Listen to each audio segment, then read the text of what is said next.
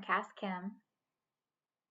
I'm here today to start a YouTube channel talking about some basic stuff for writing and publishing. You can anticipate that I'll have short videos with 5, maybe 10 items about publishing, writing, how to be a freelance writer. I am a full-time freelance writer. I ghostwrite, I developmentally edit, usually science fiction and fantasy, but I like a lot of different types of fiction. I'm a book coach and I am, an author. I have a published young adult trilogy. I also curate and create the Autumn Nights Anthology series, which is a charity anthology series featuring different self-published and independent authors each year. Last year, we were able to donate over $2,000 to the ASPCA. This year, we're going to hopefully match that or maybe even more for Feeding America. So that's the intro. Please hit like and subscribe. It is my birthday today. So, even if you don't really want to watch all of my videos, you don't have to hit the little bell thing. Just subscribe because it's my birthday. Okay, so today we're going to talk about 5 things that I think are important in a beta reader. I am a professional beta reader. I do know that not everybody believes in paying for beta reading, which is completely understandable.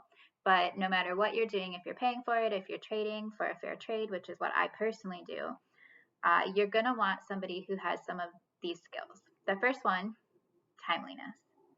I think we have all been there where we have sent our book off to somebody and they're like, oh yeah, I'm reading it. And, a month goes by and they're not done yet. And then another couple weeks go by and they're not done yet. And the next thing you know, you've been putting off publishing your book because you haven't gotten anything back from your beta readers. And that can be horrible for your ego. It definitely doesn't help your publishing journey. So timeliness. Personally, my beta reads, I have a system that's tiered. So payment is based on timeliness, like 1 week, 2 weeks, or 3 weeks. I do think 3 weeks is pretty reasonable for a general beta read, especially if you're doing a free trade. I would not necessarily want to work with somebody who would take more than 2 months to beta read something, personally. Another thing that you want is thoroughness. I know that we've all had experiences where somebody has read your book and been like, oh man, I finished these chapters. It's super good. Thanks. That's good. I'm glad. But what can I do to make my book better?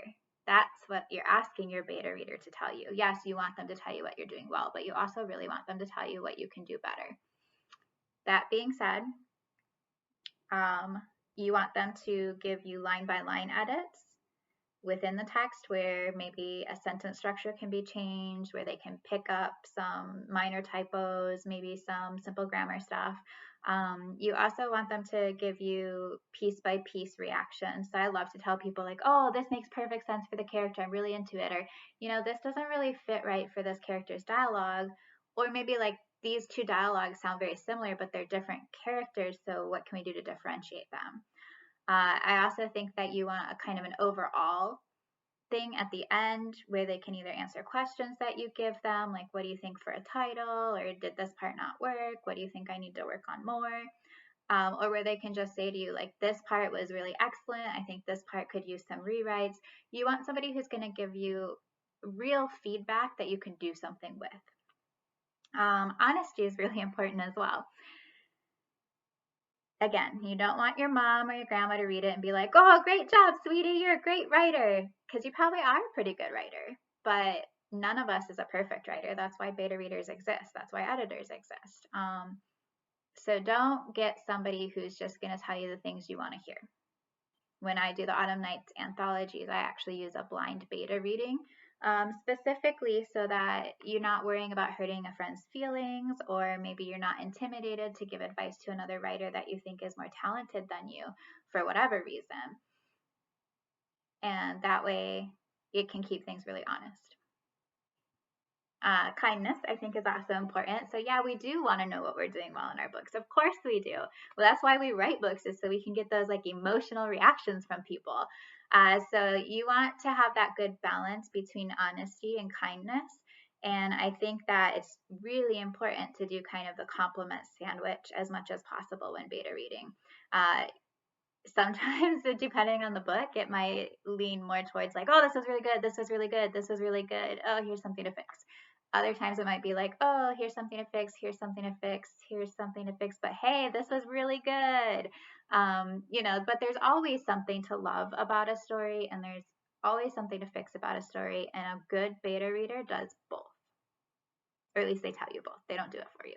If they're doing it for you, then they're not a beta reader, they're a co-author. And then the last thing is they have to have a care for voice. And by that I mean you want a beta reader that's not going to change your voice.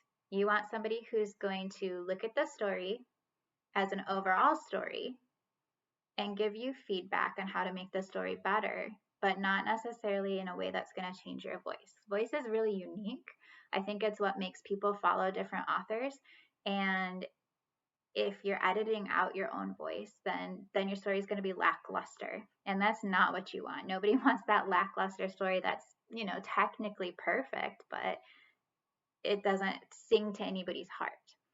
So that would be another thing. I know some people use 10 beta readers plus 4 editors, or I don't know who has the money for that. But some people do edit quite a lot. And I think it's important too to make sure that you're not getting so many different people's opinions in your manuscript that your voice just gets whittled away into nothing. So those are my 5 tips for beta reading.